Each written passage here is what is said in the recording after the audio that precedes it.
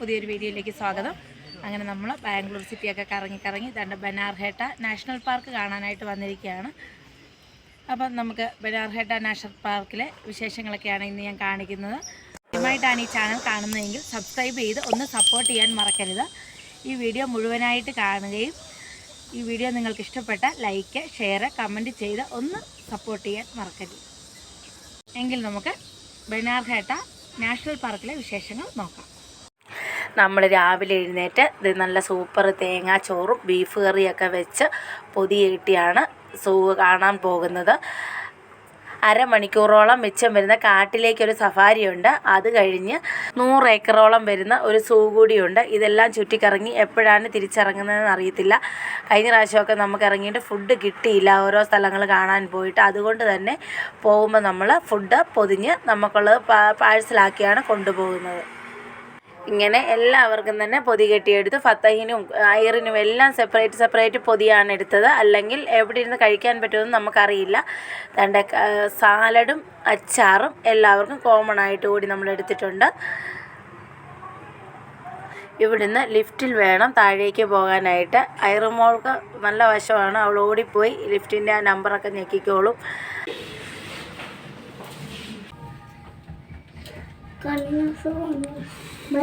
Hi കൊടുത്തേ ഐറി. Hi.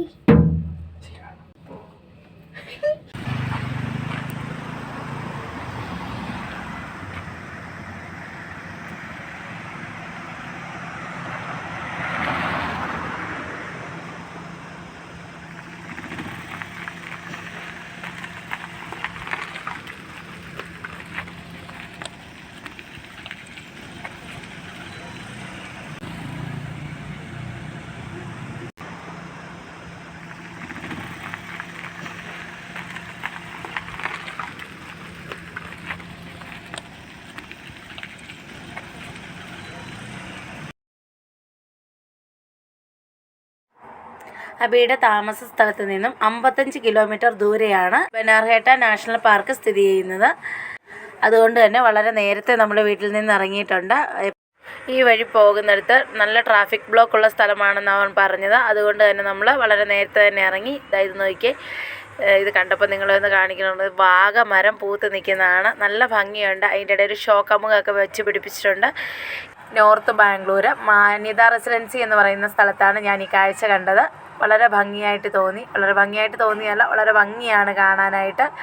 ഒരു സൈഡിൽ വാഗമരവും മറു സൈഡിൽ ഷോക്കമുഖമാണ് നട്ടുപിടിപ്പിച്ചിരിക്കുന്നത്. മുൻപോട്ട് പോകും തോറും നല്ല പൂവുള്ള മരങ്ങളാണ് ഈ കാണുന്നത്. ഇവിടം തൊട്ടാണ് ബനാർഘട്ട റോഡ് സ്റ്റാർട്ട് ചെയ്യുന്നത്. ഗൂഗിൾ മാപ്പ് ഇട്ടാണ് പോകുന്നത്. ബാംഗ്ലൂരിൽ എവിടെ പോകണമെങ്കിലും നമ്മൾ ഗൂഗിൾ മാപ്പ് അറേഞ്ച് ചെയ്തിട്ടാണ് പോകേണ്ടത്. ട്രാഫിക്കൊക്കെ ഉള്ളത് കൊണ്ട് തന്നെ പല സ്ഥലങ്ങളും തിരക്കനുസരിച്ച് നമുക്ക് ഗൂഗിൾ മാപ്പ് വഴി മാറ്റി തരും. അതാണ് ഏറ്റവും സേഫ് ഇവിടെ.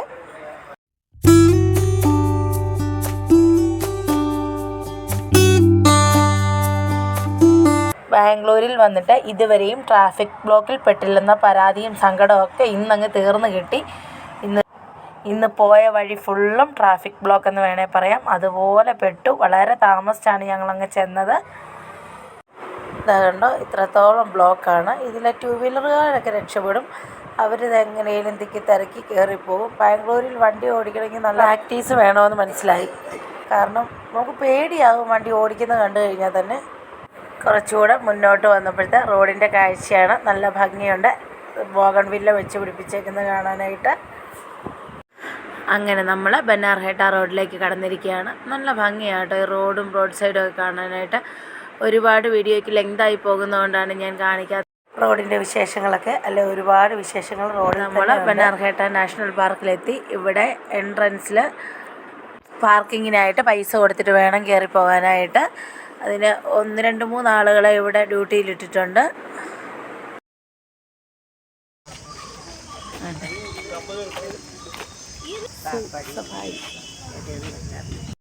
ഇതുപോലുള്ള ബസ്സിലാണ് സഫാരിക്ക് പോവേണ്ടിയത്.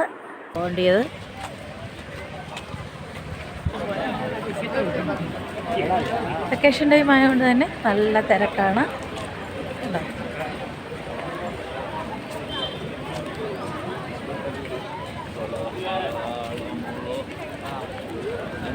la busca.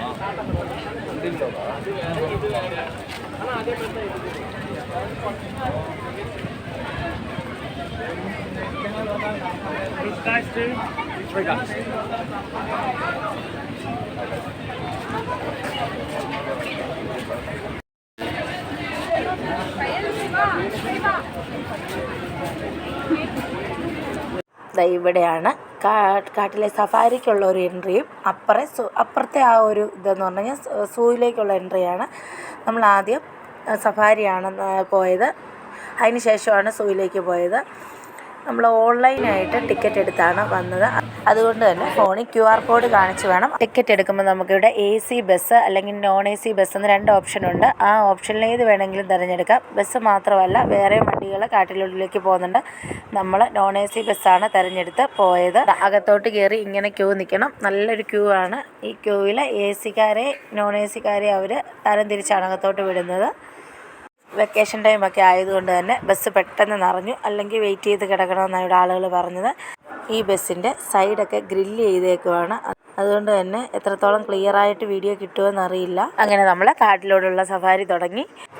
കാട്ടിലൂടെ തുറന്നു വിട്ടിരിക്കുന്ന മൃഗങ്ങളെ കാണാനാണ് നമ്മളീ പോകുന്നത്. നല്ല രസമായിരുന്നു. പാറക്കെട്ടുകളും നല്ല കാടും. വേനലായതുകൊണ്ട് തന്നെ ഇതെല്ലാം ഉണങ്ങി നിൽക്കുന്നത്. ഇവിടെ മഴയായിരുന്നെങ്കിൽ നല്ല പച്ചപ്പായിട്ടൊക്കെ കാണാമായിരുന്നു. ഈ കാട്ടിലേക്ക് ആദ്യം വന്നപ്പോൾ ഒരു മാനുകളുടെ കൂട്ടത്തെയാണ് കണ്ടത്. നമുക്ക് മൃഗങ്ങളെ കാണുമ്പോൾ തന്നെ വണ്ടി പതിയെ സ്ലോ ചെയ്ത് തരും. 2 സൈഡുകാരും കണ്ടതിന് ശേഷം മാത്രമേ അവർ വണ്ടി എടുക്കുകയുള്ളൂ. റൈറ്റ് സൈഡിൽ കാണുന്നതിൻ്റെ എല്ലാം വീഡിയോ കറക്റ്റായിട്ട് എടുക്കാൻ പറ്റും. പക്ഷേ ലെഫ്റ്റ് സൈഡിൽ കാണുന്നതിൻ്റെ വീഡിയോ എടുക്കാൻ നല്ല ബുദ്ധിമുട്ടായിരുന്നു. കുറച്ചും കൂടെ മുന്നോട്ട് വന്നപ്പോഴത്തേന് മാനുകളുടെ കൂട്ടം, പുള്ളി മാനുകളുടെ കൂട്ടമാണ് കണ്ടത്.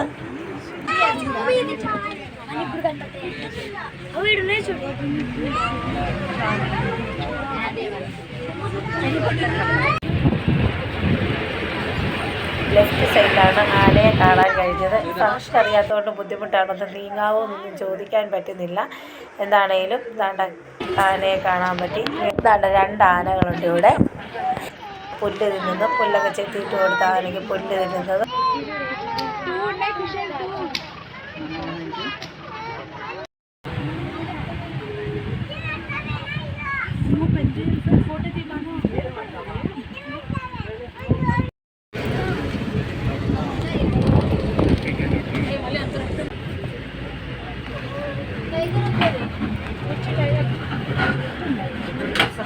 നിങ്ങൾ കേട്ടുകൊണ്ടിരിക്കുന്നത് ഈ വണ്ടിക്കകത്തിരിക്കുന്ന ആളുകളുടെ ബഹളമാണ്. ഒരു കരടി കിടന്ന് ഉറങ്ങുവാണ്. ആ കരടിയെ കണ്ടുകൊണ്ട് ഒരു മക്കൾ കിടന്ന് ബഹളം വെക്കുന്നത് കൂടിയാണ്.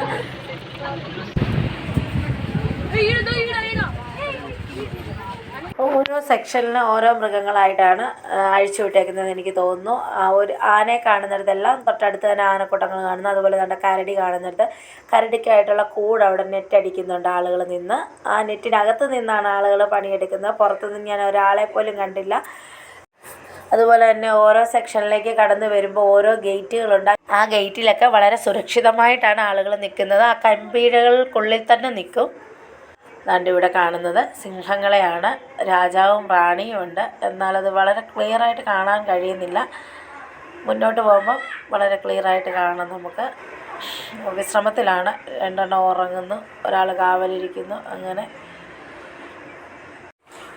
മുന്നോട്ട് പോയപ്പോൾ ദാണ്ട കിടക്കുന്നു രാജാവും ഉണ്ട്, ഇവിടെ റാണിയും ഉണ്ട്. അവർ നല്ല വിശ്രമത്തിലാണ്.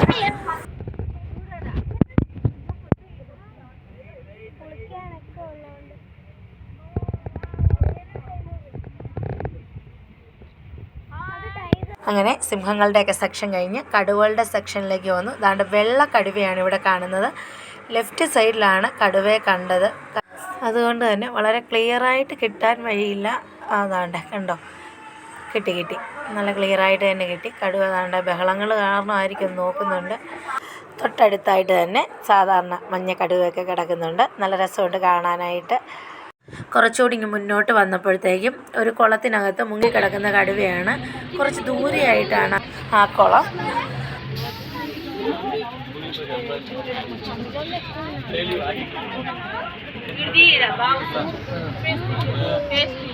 ചൂടൊക്കെ ആയതുകൊണ്ട് തന്നെ അധികം മൃഗങ്ങളൊന്നും പുറത്തേക്കില്ലായിരുന്നു. എല്ലാം ഉള്ളിലേക്ക് കയറിപ്പോയതാണ്. ഉറക്കത്തിലും ക്ഷീണത്തിലും ഒക്കെ ആണെന്നാണ് ഈ ബസ്സിൽ വരുന്നവർ നമുക്ക് പറഞ്ഞു തരുന്നത്. അവരുടേതായ ഭാഷയിലാണ് പറഞ്ഞു തരുന്നത്. നമുക്ക് പറയുന്നതൊക്കെ എനിക്ക് മനസ്സിലാവുന്നുണ്ട്, പക്ഷേ എനിക്ക് തിരിച്ച് ചോദിക്കാനായിട്ട് അവരുടെ ഭാഷ അറിയില്ല.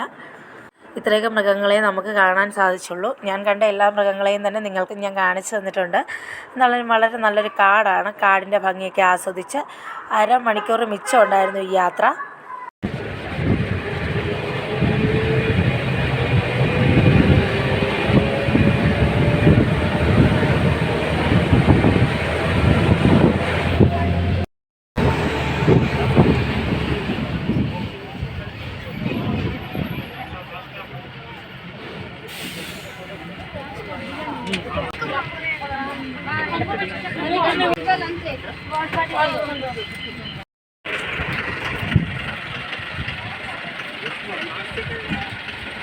ഇല്ലേ